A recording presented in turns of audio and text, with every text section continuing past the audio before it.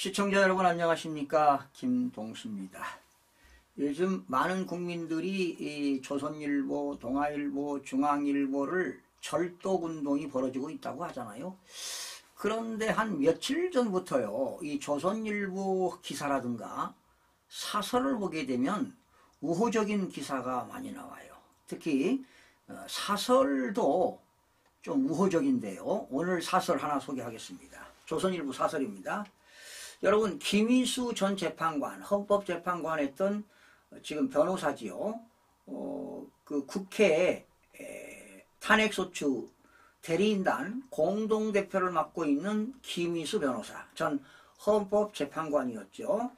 자, 김희수 전 헌법재판관 윤탄핵 사건 맞지 말았어야, 이런 제목입니다. 그러니까 김희수 전 대법관은 국회 대리인단의 그 탄핵소추 대리인단 변호인이 맡았으면 안 된다, 이런 걸 주장하고 싶은 거예요.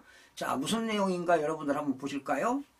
헌법재판소가 윤석열 대통령 측이 제기한 정계선 헌법재판관 기피 신청을 했는데 기각당했습니다. 여러분, 제가 방송해드렸죠? 정계선 헌법재판관은 최상목 그 권한대행이 임명해가지고요, 서울 서부지방법원 원장이었어요. 이자가 우리법 연구회 회장을 맡고 있었는데 이번에 헌법재판관으로 임명이 됐잖아요. 그런데 왜 변호인단들이 기피 신청을 했느냐, 그 내용입니다. 그 내용도 저도 방송해드렸는데 한번 볼까요? 민주당이 추천한 정 재판관은 진보 성향 판사 모임인 우리법 연구회 회장을 지냈던 사람이다. 윤 대통령 측은 그가 인사청문회 때 탄핵 사건에 대한 예단을 드러냈다는 정을 들었다. 또 국회 측 탄핵소추 대리인단 공동대표인 김희수 변호사가 정계선 재판관의 남편과 같은 공익인권재단 공감에 변호사를 활동하고 있습니다. 그러니까 정계선 그 헌법재판관이 그 김희수 이사장이 일하고 있는 곳에서 같이 근무하고 있다는 겁니다. 그러니 정계선 헌법재판관 남편이 변호사거든요. 황필규 변호사예요. 그 사람이 이게 김희수 그 헌법재판관 공익인권재단 공감의 변호사로 활동하고 있다는 겁니다. 그럼 같은 식구라는 거 아니에요? 응? 그러면 정계선 씨는 부인이니까 헌재에서 이런 이들 남편에게 이야기하면 남편이 또 김희수 헌법재판관한테 이야기할 수도 있다. 뭐 그런 얘기 아니에요. 쉽게 얘기하면. 자, 헌재는 재판관들의 일치된 의견이라고 하지만 기각 사유는 밝히지 않았습니다. 그렇게 간단히 넘길 문제는 아니다. 지금 조선일보가 잘 지적하고 있어요. 이 경우가 헌법재판소법의 기피 사유에 명시된 건 없다. 법에는 재판관에게 공정한 심판을 기대하기 어려운 사정이 있는 경우는 기피 신청을 할 수 있다고 되어 있다. 그러나 일선 법원에서도 재판부 중 한 명의 배우자나 자녀가 근무하는 노범 사건이 들어오면 사건을 재배당하거나 스스로 회피하는 경우가 많다. 이게 현실이죠. 그런 점에서 정 재판관과 그의 남편 김희수 변호사 관계가 얽힌 국회 측 탄핵소추 대리는 무흠결이라고는 할 수 없다. 그렇죠. 정계선 헌법재판관하고 또 황필구 변호사하고 부부 아닙니까?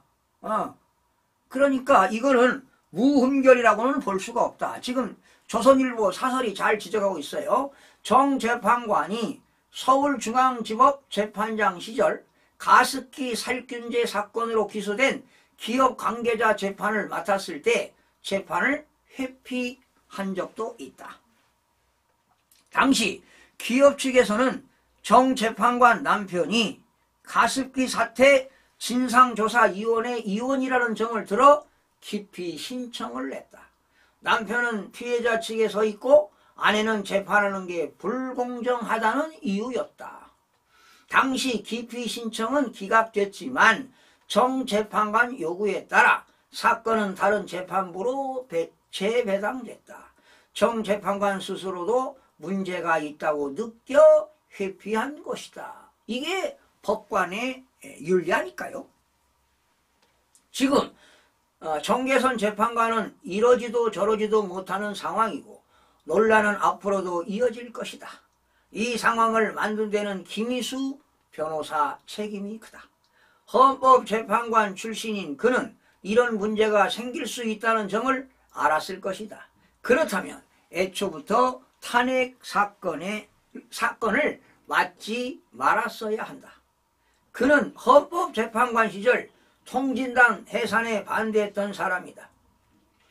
그런 논란에도 불구하고 문재인 정권은 그를 헌재소장 후보로 지명했으나 결국 인준안이 국회에서 부결됐다. 헌재소장 후보도 고사하지 않아 논란을 일으키더니 비슷한 일을 반복하고 있다.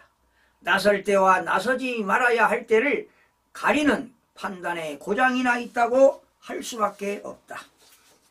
자, 어떻습니까? 사설 의의가 있지 않아요? 그런데 저는 기피 신청을 헌재가 받아주어야 된다고 보는 겁니다. 저는 정계선 씨가 헌법재판관이고 남편이 김희수 대표 변호사 공감의 변호사로 활동하고 있다는 거 아니에요. 그러면 이게 바로 이해충돌 방지법 위배입니다. 그래서 여러분 이 시간에 제가 공직자의 이해충돌 방지법 제5조가 이런 겁니다. 사적 이해 관계자의 신고 및 회피 기피 신청이라는 게 있습니다. 자, 다음 각호의 어느 하나에 해당하는 직무를 수행하는 공직자는 직무 관련자가 사적 이해 관계자임을 안 날로부터 14일 이내에 소속 기관장에게 그 사실을 서면으로 신고하고 회피 신청을 하여야 한다라는 겁니다. 그럼 정계선 씨는 헌법재판관이고 또 남편은 김희수 헌법재판관 즉 대표 변호인의 같은 변호사고 그렇다면 이해충돌 방지가 위배된다는 것이죠. 1항 8호에 사건의 수사, 재판, 심판, 결정, 조정, 중재, 화해 이에 준하는 직무는 기피 신청을 해야 된다. 이렇게 법에 나와 있어요. 그리고 2항에는요.